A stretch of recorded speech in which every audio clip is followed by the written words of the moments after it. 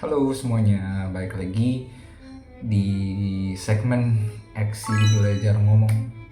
Dan ini hari ke-13, episode ke-13.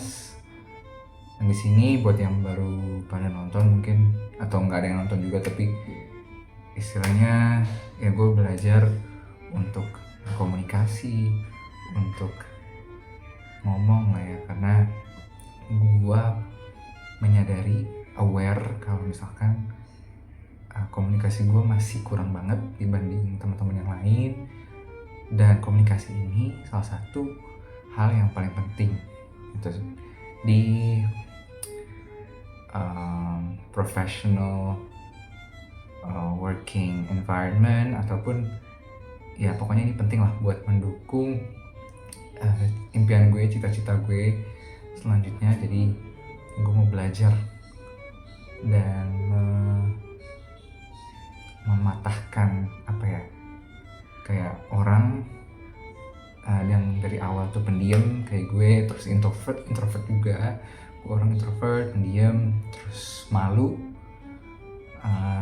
Bisa juga loh untuk belajar ngomong yang benar dan juga yang bagus kayak orang-orang ekstrovert ataupun orang-orang yang udah jago lainnya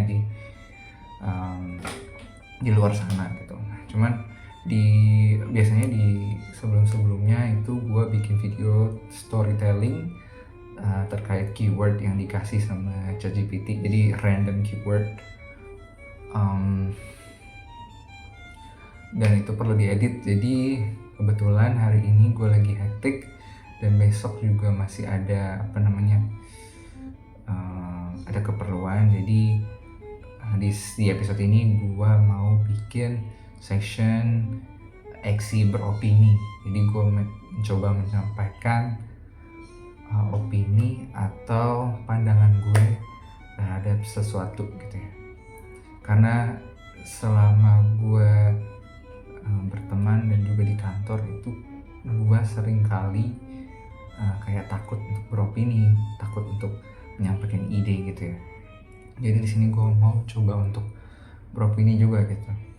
Dan di sini gue punya concern terkait, ya kita tahu in this economy gitu ya, sekarang ini lagi sulit banget untuk cari kerja. Terus ya even gue sendiri juga masih mencari yang benar-benar gue pengen dan gue enjoy gitu. Terus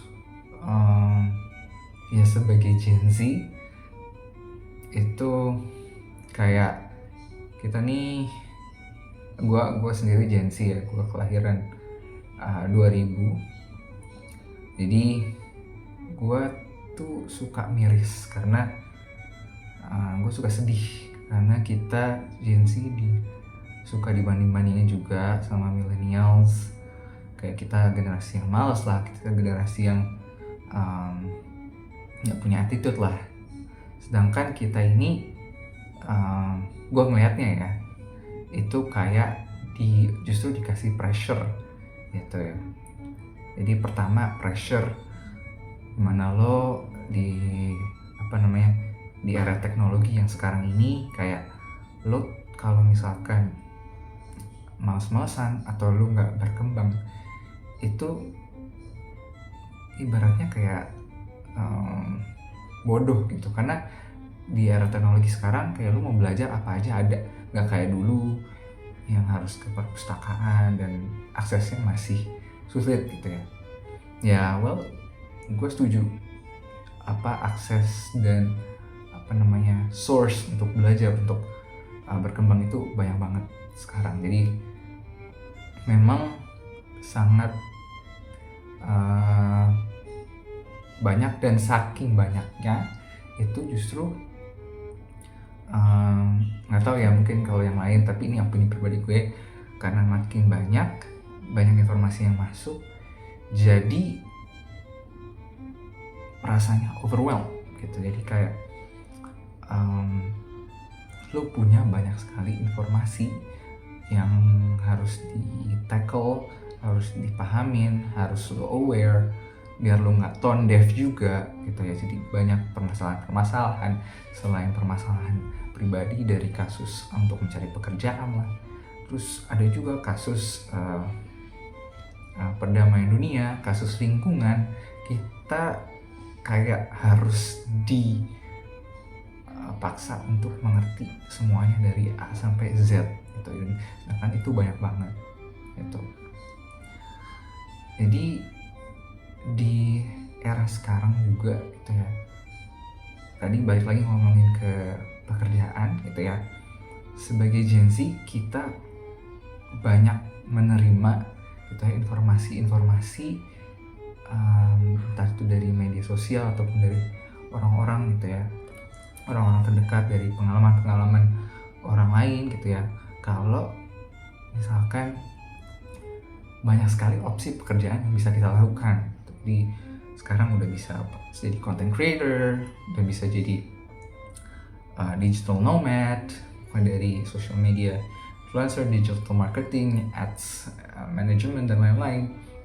Pokoknya banyak banget gitu, dan opsinya ya.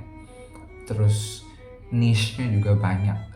Jadi kadang gue sendiri itu juga bingung gitu, kayak sebenarnya apa sih yang mau gue tekuni gitu, apa sih yang benar-benar cocok buat gue gitu. Karena kita tahu gitu ya bagaimana orang-orang yang sharing terkait pengalamannya itu bisa kerja dan memiliki healthy relationship dengan dirinya sendiri dan juga orang-orang di sekitarnya, which is Gen Z juga mempertimbangkan salah satunya work-life balance. Jadi kita punya pemahaman lebih terkait concern lebih terkait mental health issue. Jadi bagaimana di pekerjaan itu perlu juga ada work-life balance, dan lu ada juga sebutannya kalau bos itu micromanage, bagaimana itu tidak efektif dan sangat merugikan atau red flag lah istilahnya ya. Dan itu membuat kayak lu tuh ragu untuk terjun ke korporasi gitu misalkan, atau ke perusahaan tertentu, takut lingkungannya atau environmentnya itu tidak mendukung mental health atau work-life balance dari orang itu, atau gue sendiri atau Gen Z yang lain gitu. Jadi kadang it's hard to choose something that you like and also makes you happy, nggak burdens your mental health. Tapi di sisi lain juga sekarang pekerjaan gitu ya, orang-orang yang nyari kerja especially di Indonesia itu juga sedikit lowongan-lowongannya gitu ya. Maksudnya lowongannya ya mungkin orang-orang bilangnya banyak, ada aja kok yang muncul gitu ya. Cuman by data juga mungkin gue nggak tahu ya spesifik apa datanya, cuman yang gue tahu jumlah lowongan kerja yang ada di Indonesia itu lebih sedikit dari jumlah orang atau sarjana ataupun orang yang usia kerja lah, orang-orang usia kerja itu jumlahnya lebih banyak dari lowongannya. Jadi mau bagaimanapun pasti ada yang bakal nganggur, pasti ada yang bakal nggak dapat pekerjaan gitu ya.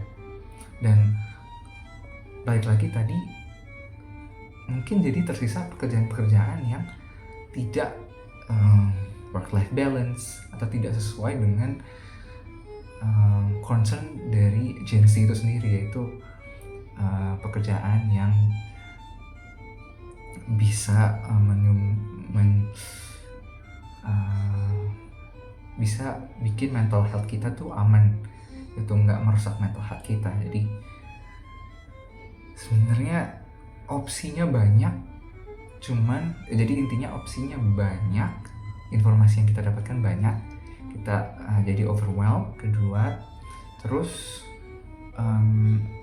mungkin kita jadi lebih selektif juga. Namun selektif tapi yang diselect atau opsinya itu juga kurang gitu, jadi kurang banyak.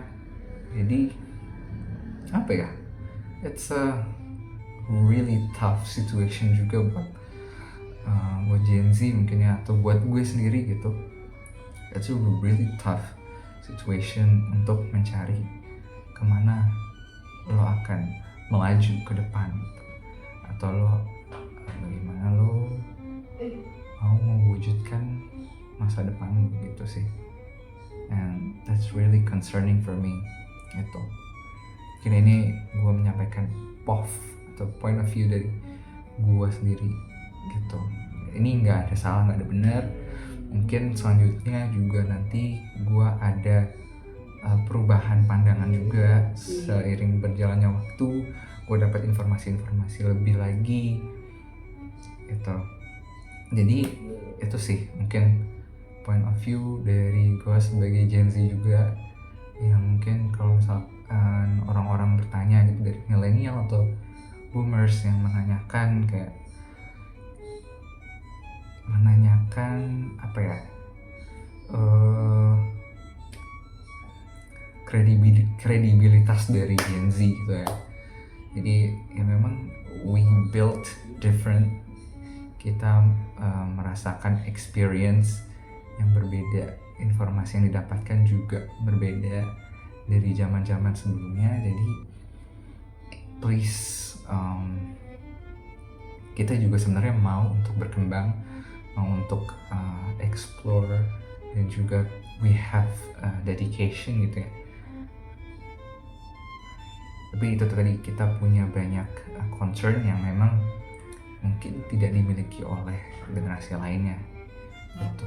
Jadi I think every generation have their own uniqueness, and I think that's the beauty of life gitu ya, the beauty of progress, and apa sih namanya kalau perkembangan zaman lah gitu ya. Jadi yes, I think that's my opinion for today, and I hope ini nggak menyinggung siapa-siapa ya, dan gue nggak mewakili seluruh Gen Z juga, tapi ini menurut pandangan gue pribadi aja. So, okay, thank you guys, bye.